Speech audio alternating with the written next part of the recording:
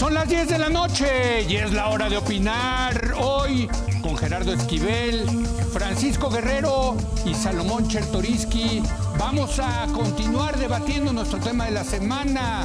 ¿Cuáles son los saldos del primer debate presidencial? Luego vamos a tener nuestra tradicional mesa de encuestadores. Viene Jorge Buendía, Roy Campos, Ulises Beltrán y Juan Manuel Herrero. Con ellos vamos a analizar cómo van las distintas campañas rumbo a la elección del 1 de julio. Así que quédese aquí en Foro TV, que ya comenzó la hora de opinar.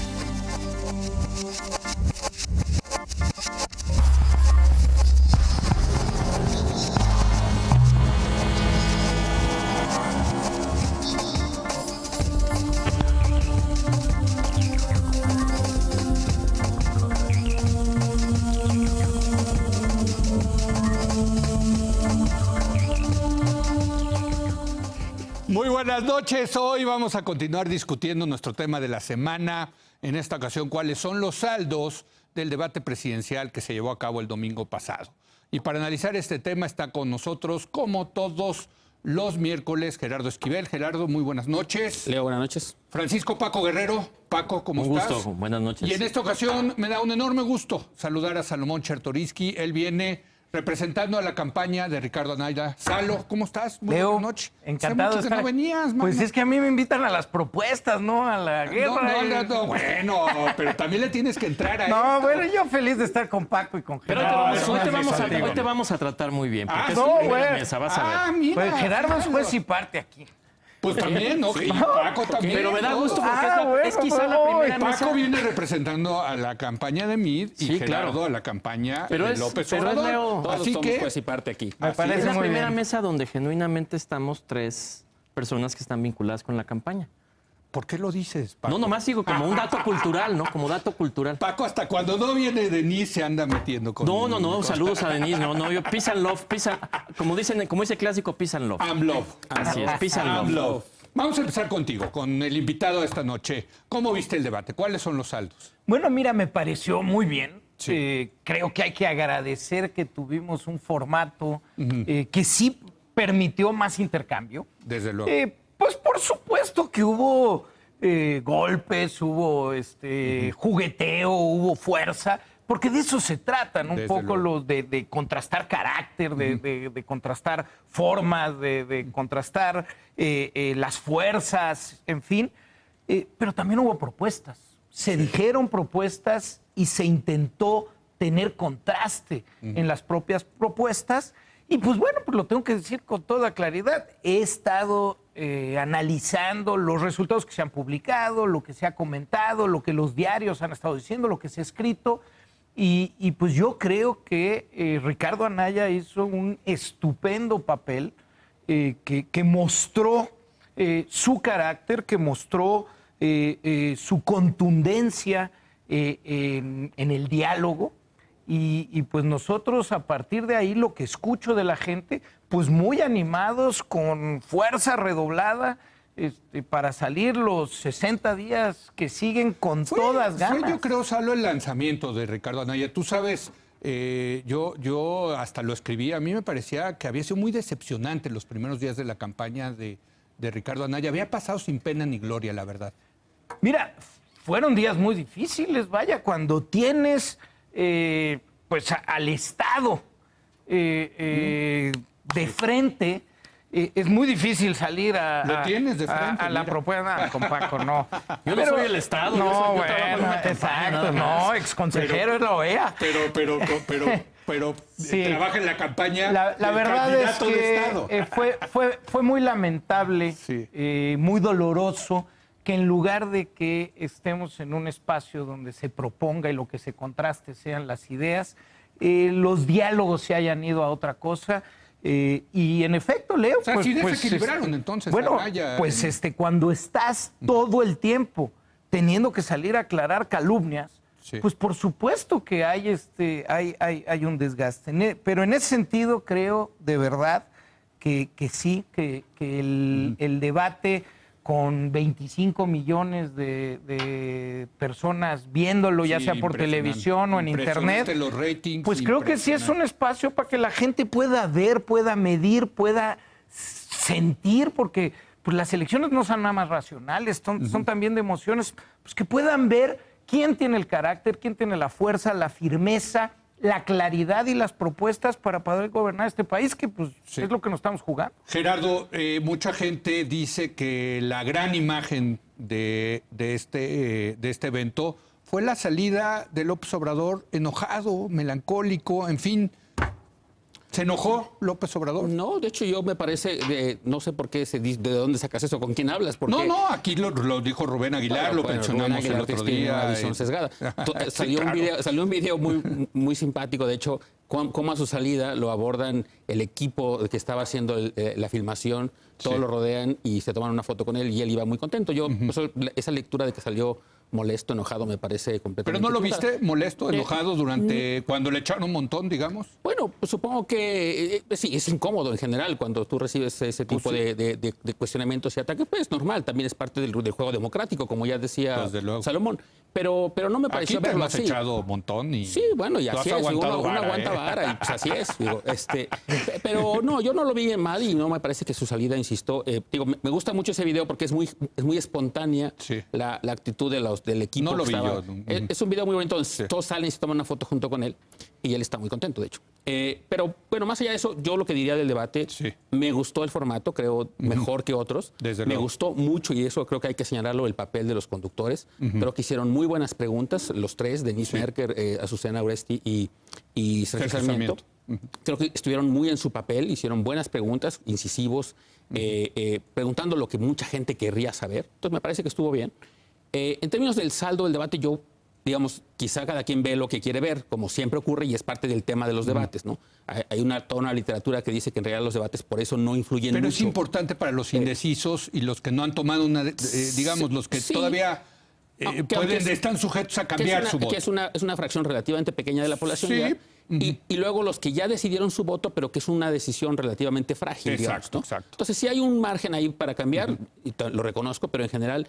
se acepta que no es un cambio drástico, ¿no? En general, la literatura lo que dice, cada quien ve el debate con su propio cristal de su candidato y con eso lo filtra y en general, pues no hay un cambio muy importante. Ahora, puede ser que haya habido cambios en las preferencias, ¿no? Puede ser, eso ya lo veremos en las encuestas que saldrán. ¿Se preocuparon en la campaña de López Obrador después del debate? No, por una razón muy simple, me parece, que es que creo que, dada la cantidad de ataques que se esperaba recibir y que recibió, la estrategia, pues me parece muy clara de alguien que va ganando, es no engancharse en una discusión, no enojarse, digamos, que era muy importante. De hecho, era quizá una preocupación de mucha gente, que de hecho él mismo lo decía. Mucha gente en los foros a donde iba, en los mítines públicos, le decía, no te enojes, no caigas en las provocaciones. Creo que justo hizo eso. Habrá mucha gente que piense que debió haber sido más agresivo. Se queda con la idea de que no contestó, ¿no? No contestó algunas preguntas de las muchas que le hicieron, pero sí contestó varias. Eso vale la pena señalar. Por ejemplo, contestó el tema de los departamentos, que le insistió reiteradamente Mitt. Le dijo 2 o 3 veces y hasta la tercera ya le contestó. Le dijo, pues si los encuentras te lo regalo, cosa que ya se sabe, porque ya el Wall Street Journal le había hecho una aclaración de que estaban en proceso de sucesión testamentaria y que no son de su propiedad y por lo tanto no tenía que realmente no son de su propiedad ni declararlos en la 3 de 3. Paco. Para alusiones personales. A ver, primero yo quiero sumarme a lo que dijo Salomón. Yo fui consejero del IFE en la elección del 2012 y los partidos tenían tal cerrazón para que hubiera un intercambio como el que se buscaba, que finalmente terminaban siendo monólogos. Entonces, como demócrata que estamos, como todos los demócratas que estamos en esta mesa, celebrar que podamos ver a los candidatos con más presión, con estrés, ver su talante democrático, sus reacciones. Yo estoy contento por eso, me sentí en ese sentido como mexicano contento. Creo también, y pues obviamente como también decía Gerardo, pues los candidatos tienen una obligación que es declararse triunfadores de los debates, es parte, digamos, es parte del show que vemos siempre en los guiones. Nadie puede salir a decir perdí. Bueno, sería absurdo. No. Yo traje esta grafiquita del Universal, no sé si se vea bien aquí. ¿De quién es esa encuesta? Es que ahora hay que aprender ahora a hacerlo así porque ya es parte... Que no voy a destacar algo, no solamente quién presentó más o menos, pero mira, en estos dos casos se ve, Pepe aparece aquí un poquito más arriba, luego aparece Ricardo, pero ve, en este caso, 2 bloques de propuestas fuertes y después acá muy pocas propuestas. ¿Pero eso qué es? ¿Una encuesta? Es una encuesta que apareció el día de hoy en el Universal que dice quién cree que hizo las mejores. ¿Universal o lo publicó el Universal, yo lo vi en el, Es que yo busqué la casa encuestadora y no yo lo vi en el Universal, ahora vienen los encuestadores, seguramente ellos sabrán más. Pero independientemente de esto, yo quiero decir que sí es importante lo que dice Salomón sobre las propuestas. Mira, al final del día, lo que nos demostró lo que acaba de acontecer en Jalisco hace solamente unas horas, que es algo verdaderamente espantoso, la información esta que tenemos. Lo que vemos con claridad es que quizá el tema estelar del debate, si ya lo vemos en perspectiva, es que el tema de la amnistía, que es un asunto que López Obrador ha defendido, que está en los spots, que evidentemente, por lo menos el equipo de Salomón y el mío, nos hemos manifestado completamente en contra, y virtualmente todos los demás candidatos también.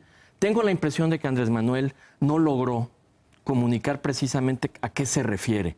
Y además después, los resultados de estos homicidios tan lamentables y la participación de un joven que era un rapero, que es el que finalmente termina desapareciendo los cuerpos de estos chicos, lo que te demuestra es que este tema de la amnistía va a ser un tema que va a seguir en la campaña y que López Obrador no logró comunicar de qué se trata y sobre todo, todos los demás, con la excepción un poco chabacana de cortarle las manos, bueno, eso ya que ya esa ni la voy a... Solamente la refiero porque se dio en un debate presidencial. Sí te habla de que el tema de la seguridad es un tema que va a seguir en la campaña y en este primer debate se atendió con propuestas, algunas concurrentes, otras no tanto, pero en términos generales yo digo que ese balance es un balance positivo. Yo creo que le está costando, hablando de lo que decía Paco, Gerardo, sí le está costando a la campaña de López Obrador el tratar de explicar, de clarificar, de tener una postura muy clara de qué significa esto de la amnistía. No, yo creo que de hecho se ha ido esclareciendo poco a poco. De hecho, ayer estuvo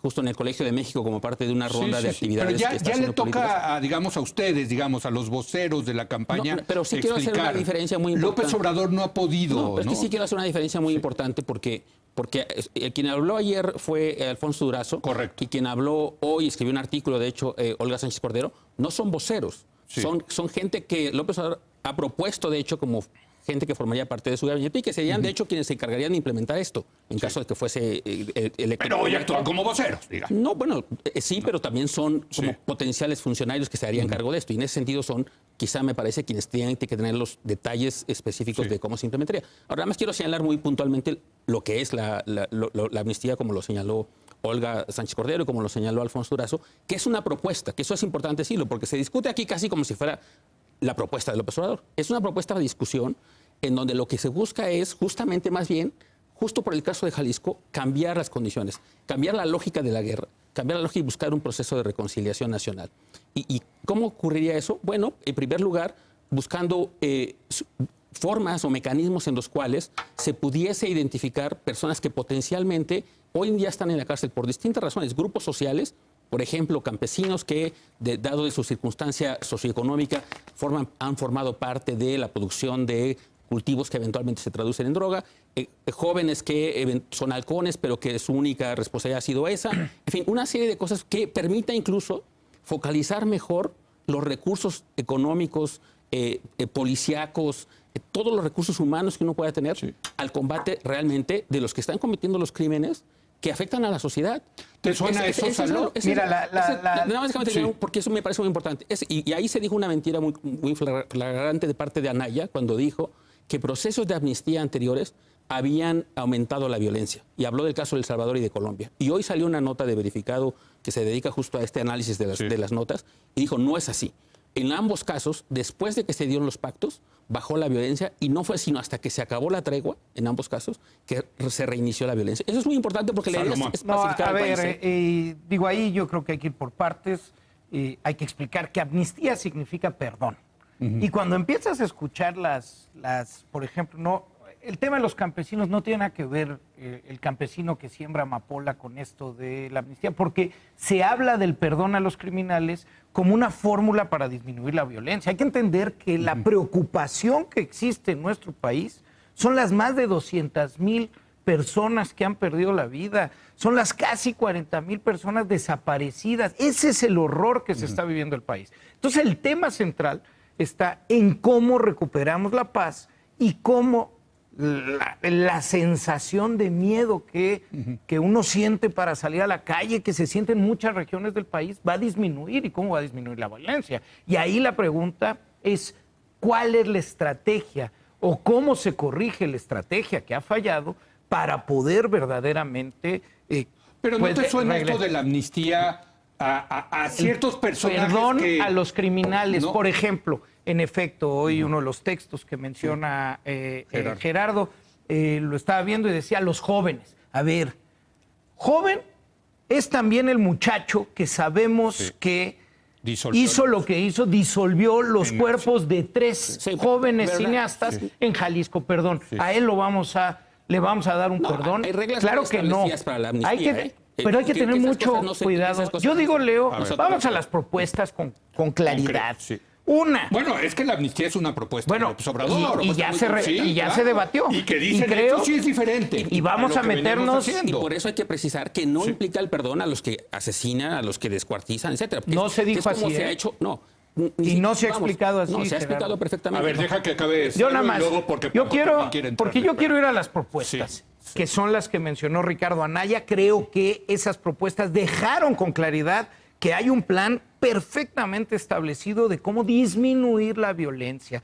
La creación o recreación de una Secretaría de Seguridad, pero en este caso ciudadana, es decir, la persona en el centro, no el policía en el centro, la persona en el centro, atender a las víctimas, la cercanía con la gente, la reconstrucción de comunidades con los policías siendo parte de esa reconstrucción. Pero desde la Policía Federal. Desde la Policía Ciudadana, con la Policía Federal. Okay. Sí, porque no podemos pensar en el corto plazo, la sustitución de los militares. Se necesita duplicar la fuerza de la Policía Federal. Correcto. Si aspiramos en el corto plazo, porque en el mediano plazo lo que aspiramos es que el país, con el crecimiento económico, con la redistribución, con las oportunidades de los jóvenes, esté en mayores capacidades de estar en paz. Y con eso no necesites ni siquiera a la fuerza. Salo, pero yo sé que tienes muchas otras cosas que decir. Sí. Bueno, pero rápido, para que le entre Paco. Creo que la explicación que da Ricardo Anaya de por qué es importante virar la estrategia y en lugar de descabezar a las organizaciones criminales, entrarle con inteligencia y con puntualidad a desmembrar todo el entramado económico y de violencia de una organización es relevante. Lo ha estudiado a profundidad Eduardo Guerrero, Héctor de Mauleón, han explicado por qué casos como lo que sucedió en Morelos con los Beltrán Leiva generó por lo menos 11 grupos, entre ellos Guerreros Unidos, y esa parte del descabezamiento, en lugar de desmantelar organizaciones completas, ha sido pieza fundamental en la violencia que hoy tenemos, que es lo que tenemos que terminar. Paco, a ver, está bueno, está bien. Sí. A ver, varias cosas. Mira, primero, yo creo que como ya se señaló, si tú pones una propuesta que se ha transformado en estelar, como es el tema de esta amnistía, tienes que explicar en qué consiste y en qué no consiste.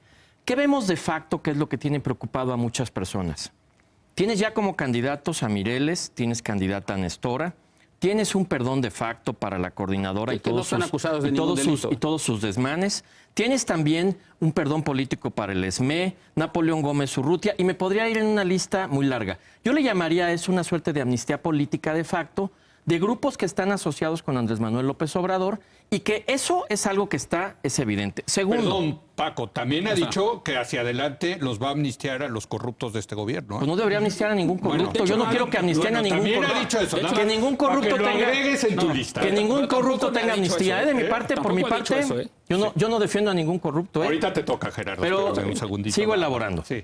Ahora, mencionabas algo que es importante. Yo tuve la suerte de poder ser testigo en la observación del plebiscito de la paz en Colombia. Y uno de los ejes centrales de este tipo de amnistías, que en este caso estamos hablando de una guerrilla política en condiciones distintas. Sí, no, por eso lo quiero poner sobre la mesa. Sí, pero se tiene que incorporar el tema del perdón y el olvido, se tiene que incorporar el tema de la reparación del daño, y una diferencia que ahí yo coincido con Salomón en su planteamiento. Se habla de que todo esto sucede por la falta de oportunidades y de empleo en muchos sectores de jóvenes que se incorporan a las actividades delictivas. Sí, pero también hay un segmento muy importante que no se resuelve con amnistías, que es el de la delincuencia organizada. Y es el incentivo económico de muchas personas que ganan muchos miles de dólares por dedicarse a actividades de este tipo delictivas que no estamos considerando. Y termino con algo. Yo creo que al final del día, si tú quieres resolver este tipo de problemas, tienes que también poner propuestas. Pongo unas muy rápidas solamente para no quedarme solamente en la crítica. Pepe recuperó el tema del Código Penal Único, que creo que es una discusión necesaria que debemos tener en torno al fuero federal y al fuero local. El tema de cuatruplicar la capacidad de investigación. Era propuesta de Peña Nieto, que no, por eso, pero, no salió adelante, ustedes saben que lo del Código Penal Único está durmiendo el sueño de los justos. Y finalmente algo que yo creo que todos estaríamos de acuerdo, que es el tema de la prevención del delito. Y metería un tema que no se discutió a profundidad. A José Antonio sí se lo presentaron, que es el tema de la Ley de Seguridad Nacional, que como ustedes saben es otro asunto de seguridad interior, que es un asunto, creo que me parece central. Pero ya estamos por lo menos en un terreno ya más sólido de discusión de proyectos de nación, y creo que eso es importante. Okay. Gerardo. Yo creo que es muy interesante que justo, a ver, estamos en esta situación de guerra, de múltiples muertos, más de 30,000 desaparecidos, como resultado de una estrategia de política que me parece que partió de un diagnóstico completamente equivocado y que dio lugar a este inicio de esta ola de violencia que empezó en 2006 con Felipe Calderón. Con Calderón y Peña y que ahora con Peña Nieto continuó. Correcto. Y que de hecho ahora tenemos incluso más muertos en esta administración, lo que va de esta administración, de lo que tuvo Felipe Calderón. Este mes ya. Entonces, esa cultura de la guerra, eso es lo que debemos cambiar. Eso es lo que nos parece que está... ¿A qué? Justamente a eso voy. Porque el punto de pensar que con más fuerza policíaca, haciendo básicamente lo mismo, con la ley de seguridad interior que hace que el ejército permanezca en las calles, todo eso nos parece que esa no es la solución. Es lo que hemos venido haciendo y estamos en esta situación. El meollo del asunto, en última instancia, sí creemos que tiene que ver con el tema social y con las causas que originan que múltiples jóvenes terminan incorporándose a las filas del crimen organizado. Y voy a dar un ejemplo, porque me parece que es bueno que mencionen el caso del rapero. ¿Saben cuánto le pagaban al rapero? Hoy salió la nota, por disolver un cuerpo. 3,000 pesos. 3,000 pesos, sí, eso salió en los medios. Nosotros lo que estamos planteando es apoyos para jóvenes que no están ni estudiando ni trabajando para que hagan una de tres cosas. Que se incorporen, muy rápido, que se incorporen, ya sea si quieren volver a estudiar, que puedan estudiar, que reciban una beca para eso, que puedan dedicarse a entrenarse si quieren capacitarse en alguna actividad, o bien que se puedan incorporar a un trabajo productivo como aprendices, para que puedan aprender algún tipo de habilidad que les permita después incorporarse al mercado. Déjame rápidamente te pregunto, porque también una de las propuestas de López Obrador es la Guardia Nacional, ¿no? ¿Qué significa esto? ¿No significa seguir con las Fuerzas Armadas en la calle? De hecho, no necesariamente. No necesariamente, porque ¿no? de hecho, parte de su propuesta, a final de cuentas, también tiene... Digo, está en el plan de gobierno, ¿no? Sí. No, pero básicamente lo que hace eso es... La propuesta, de hecho, no es que el ejército esté en las calles.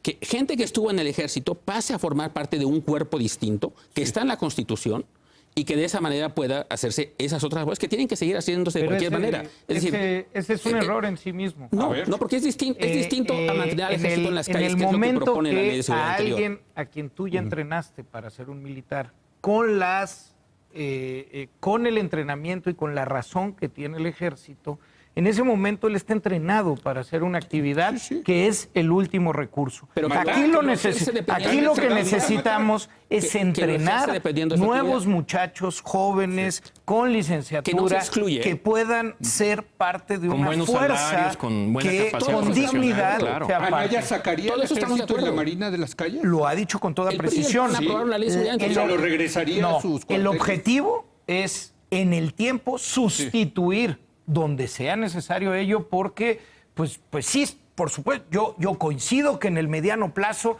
lo que todos aspiramos es que el crecimiento económico y las oportunidades nos lleven a tener una comunidad que vuelva a sentirse más o menos cohesionada. Pero mientras eso sucede, yo quiero que le diga Gerardo en Matamoros que ya se va a retirar el ejército. Bueno, pues va a venir la Guardia Nacional, ¿no? No, tenemos que tener una policía. Si queremos que las cosas sean diferentes, necesitamos entrenar una policía con entrenamiento y protocolos verdaderamente de policía. Bueno, pero se paró en esta administración, Gerardo. Termina el 2012 con 40,000 policías y no creció no creció la Policía Federal, ni modo. Bueno, unos años perdidos en eso. Con la propuesta de la Gendarmería que acabó siendo una unidad. Nada, bueno, hay que hacerlo. Ahora, Federal, ¿no? también se habló en el debate de corrupción y de impunidad. Y me parece importante que toquemos Pero ya nos vamos a tener que ir. Invítalo para el próximo pues programa. es la hora de opinar. Yo quiero decir algo. Invítale la próxima. Lo que pasa es que ella no quiere que venga de No, yo a Denise la quiero mucho y me encanta que venga, no tengo ningún problema. Ella es bienvenida en esta mesa. Bueno, venga. A ver, varias cosas. Mira, yo creo que este planteamiento sustitutivo del desarrollo económico del empleo vis a vis la existencia de inseguridad en el país tiene que revisarse con seriedad. Yo digo lo siguiente. En el discurso de Andrés Manuel López Obrador, este discurso de la amnistía, ya dije que tiene un contenido político muy claro, que es este reciclamiento. El recogedor le decía a mi candidato en su alocución. Yo creo que si de veras quieres construir empleos, si quieres tener empleos, si quieres tener planteamientos productivos, no eches abajo el aeropuerto. No eches abajo los proyectos que ya existen. Si quieres que esos jóvenes... Si quieres que finalmente esos jóvenes se incorporen a las actividades productivas, genera actividades productivas. Porque ¿cuál es el problema del discurso de Andrés en torno a este asunto? Que en el fondo hay un doble rasero. ¿Por qué pone la Guardia Nacional y por qué continúa con esta propuesta edulcorada de gentes que estuvieron en el ejército? Les pones otro uniforme. Eso, la verdad, es un engañabobos. Seamos serios. No lo es, porque cambia completamente la lógica, ¿eh? Bueno, déjame, perdón, pero ya me están... Oye, pero yo sí quiero... 30 segundos. Hoy me reuní en Coajimalpa con 100 vecinos. Hay un ánimo y una emoción tras el debate que no me queda la menor duda que la gente ya vio. Cambió la narrativa. Esta contienda es entre dos modelos que se están poniendo de frente a la gente, Andrés Manuel López Obrador y Ricardo Anaya. Y estoy seguro que el 1 de julio Ricardo Anaya será el ganador y un verdadero gobierno de coalición emergerá para el bien de este país. Gerardo. Yo no voy a hacer un spot porque... Exacto. Tú vienes diario. No, está bien. No, me parece muy bien y me da mucho gusto que de hecho discutan en torno a una propuesta que planteó López Obrador. Me parece muy bien porque justo sigue planteando la agenda de la discusión. Me parece que lo atacan de manera equivocada porque la propuesta es muy clara. Cambiemos el discurso de guerra por un discurso de reconciliación nacional y búsqueda de la paz. No, eso no implica perdonar, porque así las leyes de amnistía así están. Tendría que ser una ley aprobada por el Congreso. Hay acuerdos internacionales que implican que no se le debe perdonar a gente que comete cierto tipo de crímenes. Nadie está proponiendo eso, pero sí cambiar completamente la lógica y destinar los recursos a combatir los crímenes que efectivamente lastiman a la sociedad. Paco, porque le tengo aprecio a Salo, le voy a dejar pasar su spot de 30 segundos. Lo hizo muy bien, lo felicito. Tenía que decir eso, es parte de su chamba. Pero ya regresando a la realidad, a lo que está, no a los sueños, sino a la realidad, yo lo que sí quisiera decirte es que necesitamos tener una discusión seria sobre el tema de la seguridad, porque mientras nosotros nos tiramos discursos y estamos en este planteamiento político, hay mucha gente joven que está muy preocupada porque no tiene oportunidades, porque necesita empleo y porque quisiera de los candidatos, y esto es algo que trasciende a los partidos políticos, una alternativa distinta que pueda hacer que no volvamos a tener un rapero como este chico que declaró que por 3,000 pesos hizo un crimen como este. Creo que eso es una vergüenza para todos. Oigan, es un privilegio estar en este debate con ustedes y yo quiero decirle a la gente que para que vean que dentro de las campañas hay gente inteligente, capaz de debatir con altura, con civilización, y de verdad es un privilegio haber moderado esta mesa. Salo, gracias por haber venido. No, es un honor. Gerardo, Paco, como siempre, gracias. Hacemos una pausa. Vienen los encuestadores.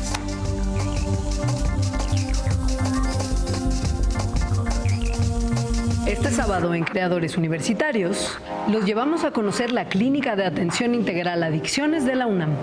También les diremos todo acerca de las fobias y de un sistema terapéutico creado en el Poli para superarlas. Además, les presentamos la propuesta musical de Velázquez. Sábado 11 horas por Foro TV.